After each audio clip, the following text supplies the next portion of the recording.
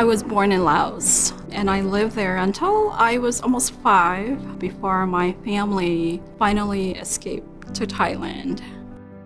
My father was a soldier fighting for the American CIA. And after the Vietnam War, he surrendered himself to the Laotian government and then went back to being an ordinary person, went back to farming.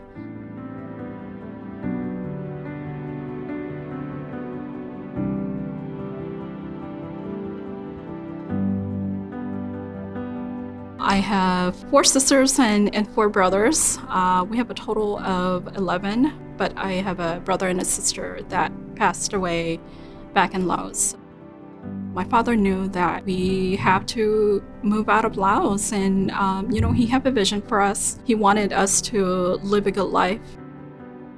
After the Vietnam War, him and his brothers were planning for an escape. And the reason why I call it escape is because if the government knew that you were leaving the country, you basically would be killed. I was very young at that time, but I still remember it vividly. As we were planning to leave, my mother would tell me, and she'd say, if anybody asks you where we're going, just tell them we went to the farm, or we're going to the farm. The journey, even though it's been so long, it's been more than 30 years, I still remember walking. Like when you talk about moving from one country to the next, you think about flying or driving a car, right? But, for us, it was walking. Just walking. I felt like I said, I felt like we were walking for months. But when I asked my mom, I'm like, Mom, how long were we walking? And she was like, oh, just a little over 10 days. But that's a long time for a 5-year-old to be walking, right? We reached the border of Thailand and we have to cross over the Mekong River. A lot of our Hmong people die crossing over, because they didn't know how to swim or they got shot down by the enemies. But thankfully, my family made it to Thailand and we stayed at the camp in Thailand for, I want to say, a little over 2 years. We were put in a refugee camp, one of the biggest refugee camp in Thailand. When we got there, it was full. So they have to move us to a different camp. And we were in 3 different camps. And then we finally made it to the US, made it to Fresno. And I remember one of my aunt telling us, they came to the US before us, but she would say, in America, there's building as tall as the mountain. And they would say, there's so many lights. So even at night, it's so bright. And that's something that I was eager to see, was to be able to not stay in a dark place anymore. My biggest challenge was, of course, not speaking the language, having that language barrier. I remember being picked on, being bullied simply because of that. Sometimes kids can be pretty cruel. I remember as a little kid, I was working really hard. I'm like, you know what? I'm going to learn. I'm going to learn how to speak English. And within just a couple of years, I was able to speak English fluently, and my mom was pretty surprised. So I lived there for at least 10 years before getting married to my husband. We met in Fresno actually through his brother-in-law. That's how we met, and we dated for a year. At that time, after we got married, I was still in school, and he was working at a grocery store as a meat cutter, doing minimum wage, $4.25, and we knew, we're like, yeah, we're not going to be able to raise a family with that kind of income. So that's when we decided to pack our stuff and drive across the country and move to Wisconsin.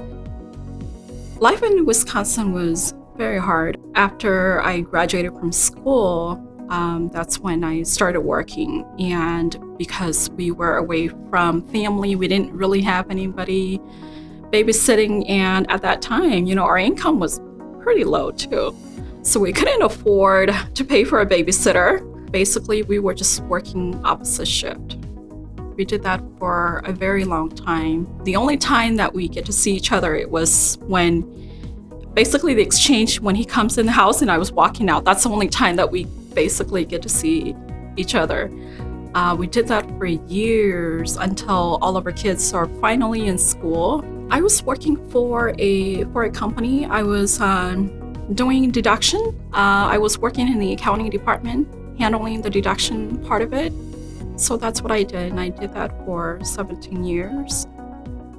I did a window screen, and after that I do because they don't pay enough, so I had to work 2 jobs.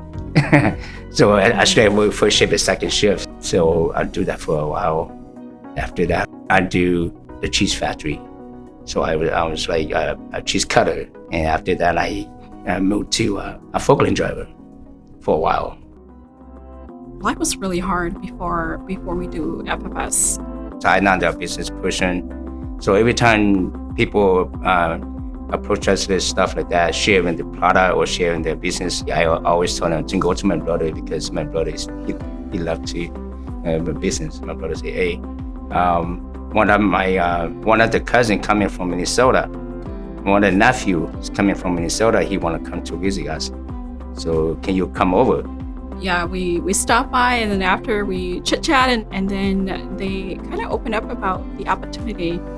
Like my husband said, he wasn't really into stuff like this, but I was, and they were talking to him. They weren't really talking to me. They were trying to approach him and trying to approach his brother about the opportunity. And here I am, I'm just kind of sitting in the corner listening. I'm like, hey, I'm interested in that. And, I remember Tu Vang was showing me his income. And I'm like, what? You can make that kind of income doing that? I'm like, okay, sign me up. Well, I automatically jumped in, and then I'm like, you got to do this with me too. We need both of us to do this. And now we're both in here full time. I mean, this is nothing compared to what we went through. And I think a lot of that added to the reason why we're working so hard in here. Because, here in FFS, you're being rewarded for the hard work that you put in at a job. You're set at a pay or at a pay range, and that's what you're getting. It doesn't matter how hard you work. That's kind of how I got started with FFS too, because at my job before, I did not get a raise for a good 5 or 6 years. My salary was capped, so I didn't get a raise, and that's when I'm like, this is what happened when you work for somebody, because they get to determine how much you're worth, and they get to decide if you should get a raise or not. And that's one of the biggest drive that, make me decide that I needed to leave. I needed to do something out there. I need to be more in control of my life instead of leaving that to somebody else. For as far as I know, and as far as I remember, it's always been challenge. I feel like it's been my whole life. There's always a challenge. There's just certain things that I can't do, or you can only do this and you can't do that. That's why here at FFS, I am free. I am free to do whatever I want. I am free to work as hard as I want or work as little as I want. That's what this opportunity allowed for me to do, is to spread my wings, to show me that I can do it. That's what I'm looking for, to be able to express myself, to be able to be free.